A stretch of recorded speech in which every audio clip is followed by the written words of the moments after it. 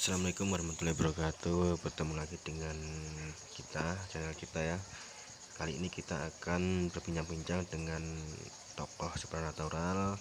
Kita akan membahas soal pesugihan tuyul. Silahkan simak kelanjutannya, kisahnya di sini ya sampai habis. Pernah orang minta itu yang berbentuk tuyul ya. Kemudian tuyul itu dua macam, ada sistem rental, ada juga secara sistem peliharaan. Kalau peliharaan, yang jelas orangnya sendiri berhadapan dengan makhluk yang rencana dia adopsi, ya sistemnya adopsi seperti anak kecil, dan dia harus menyiapkan kamar layaknya seperti kita menyiapkan kamar anak kita.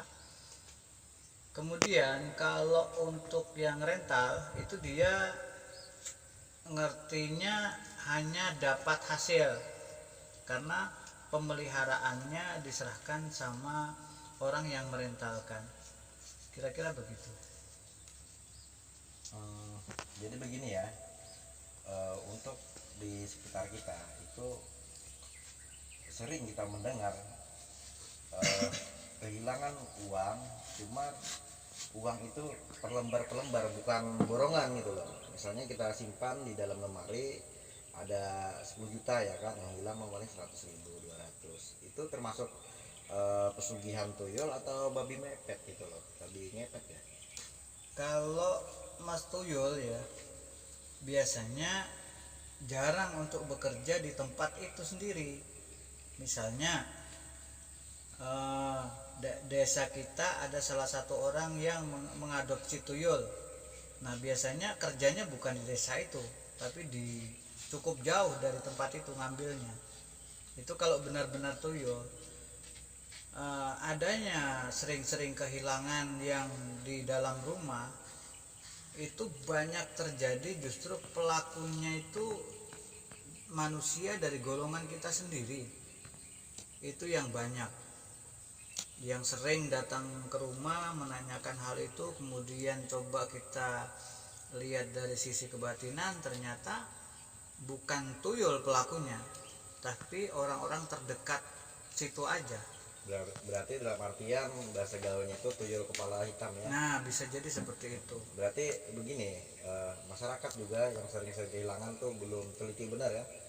Artinya belum teliti benar itu tidak cross check secara detail hilang seperti apa gitu loh, lalu menjadi sasaran tuyul atau orang pesugihan ya.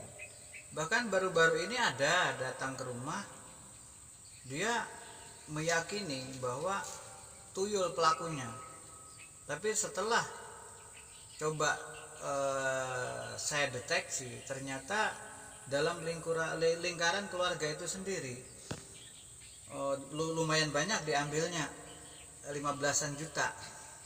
Kemudian coba kita bantu untuk menyelesaikan masalah ini. Alhamdulillah dapat 2 hari anaknya mengakui bahwa ngambil uang itu. Jadi nggak semua yang terjadi dalam rumah tangga itu akibat dari kenakalan tuyul gitu. Jadi saran saya, gunakan dulu logika. Setelah untuk logika sudah nggak bisa apa-apa lagi, baru kemungkinan besar tuyul lah pelakunya, begitu. Nah untuk orang biasanya memelihara tuyul, biasanya kan kata sampean tadi itu jaraknya apa, jauh kan? Jauh. Nah, berarti itu tuyulnya diantarkan atau dia jalan sendiri? Jalan sendiri. Jadi gini Mas, contoh misalnya namanya tuyul itu kan anak kecil ya. Jadi anak kecil silsilah sebenarnya tuh, saya jelaskan tuyul dulu sebenarnya.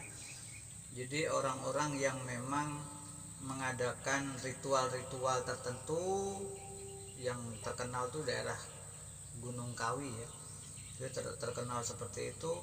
Kemudian anaknya lah jadi tumbal, kan seperti itu. Nah, dari tumbal-tumbal itulah menjelma menjadi tuyul. Nah, bentuk tuyul sendiri itu kecil, seperti anak kecil. Dan apabila dia misalnya kita kasih uang 10.000, ya yang diambil ya 10 ribuan. Bukan misalnya di kotak itu ada 10.000, 15.000, 100.000, 50.000. Jadi yang diambil itu tetap yang 10.000, karena dia ngertinya uang yang dikasih oleh pemilik tuyul itu 10.000. Tapi kalau yang dikasih 100.000, yang diambil juga 100.000. Jadi namanya anak kecil ya kan, nggak ngerti apa-apa. Jadi kalau untuk memberangkatkan tuyul itu biasanya sistem perintah ini contohnya yang harus kamu ambil. Berarti garis besarnya tuyul itu berarti memerlukan tumbal. Memerlukan. Kalau sistem rental itu pakai tumbal atau tidak? Kalau sistem rental enggak mas, karena gini, sistem rental dia hanya ibaratnya kita merental mobil, jadi cukup membelikan bensin. Sama halnya dengan merental tuyul, jadi dia cukup membelikan mainan-mainan apa yang dia suka, disiapkanlah di kamar itu. Nanti uang masuknya ke kamar yang ada tempat mainannya itu. Nah, kelebihannya ya ini pasti ada kekurangan dan kelebihan.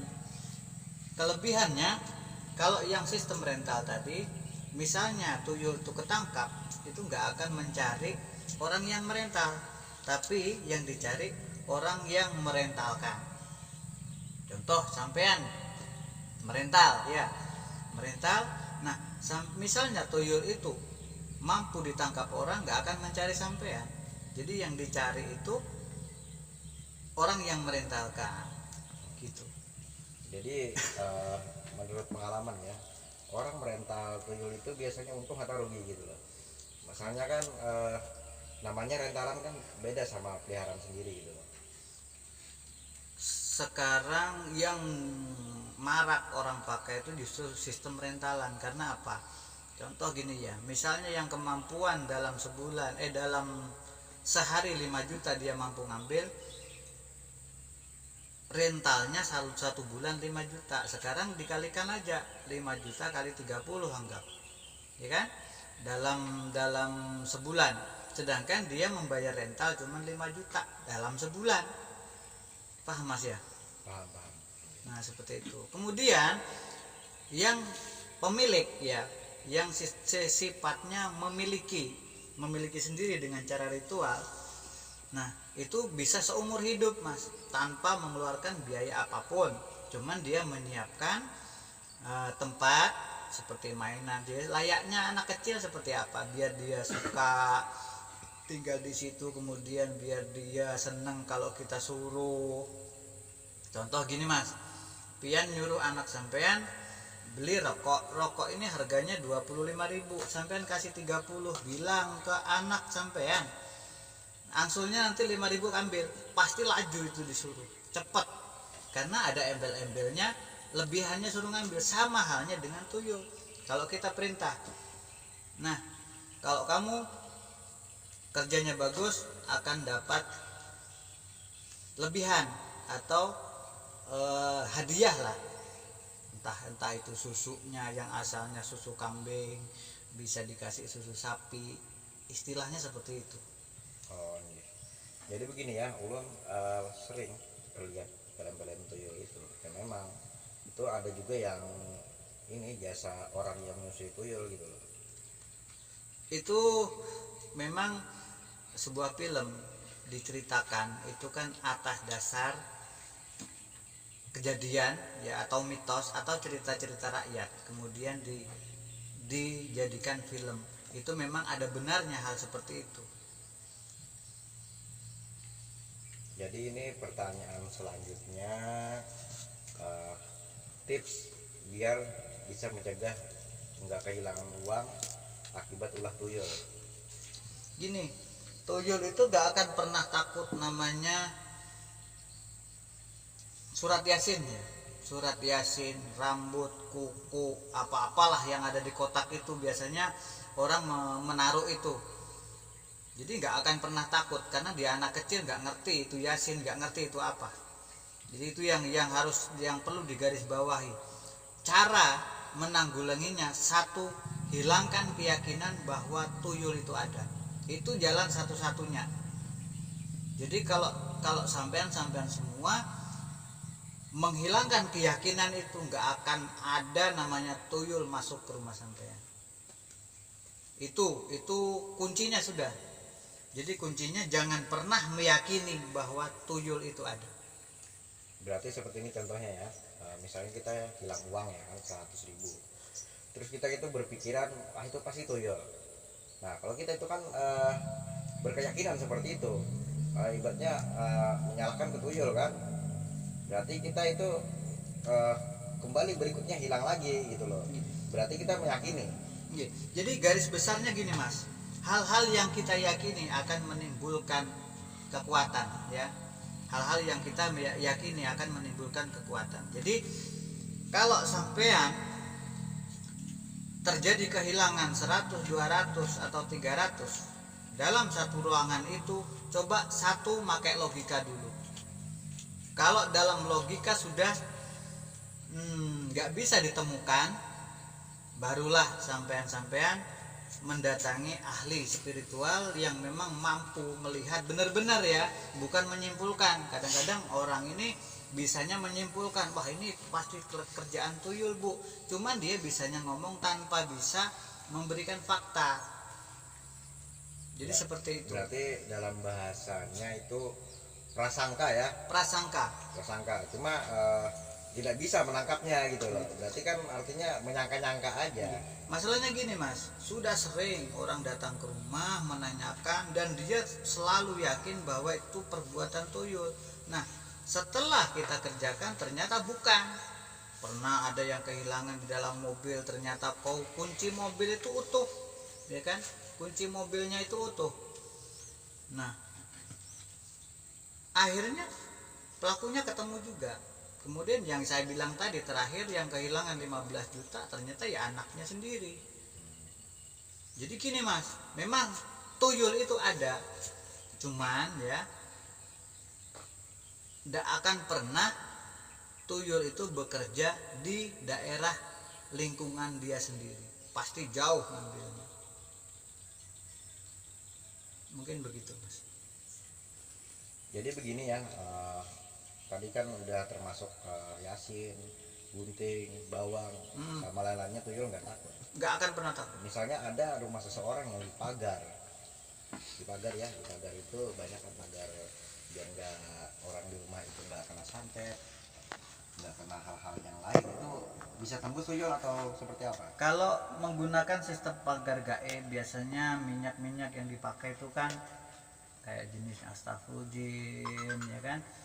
Nah itu memang jenis jin, santet, sihir, teluh itu nggak bisa masuk. Karena apa? Biasanya media-media yang dipakai yaitu jin-jin yang sifatnya berilmu untuk membentengi rumah tersebut. Jadi kalau sekelas tuyul itu nggak akan pernah bisa masuk. Bisa juga dengan cara baca ayat kursi ya kan, baca ayat kursi 7 kali, tangan dimasuki ke botol tersebut, kemudian setelah dibacakan 7 kali pendem di depan rumah. Itu biasanya seperti itu juga bisa, cuman biasanya energi-energi yang skala kecil aja yang mampu ditanggulangi. Tapi kalau pakai media-media seperti minyak, tujuannya itu kan memang gini. Nah, minyak biasanya media untuk memasukkan jin itu lebih banyak. Nah, kalau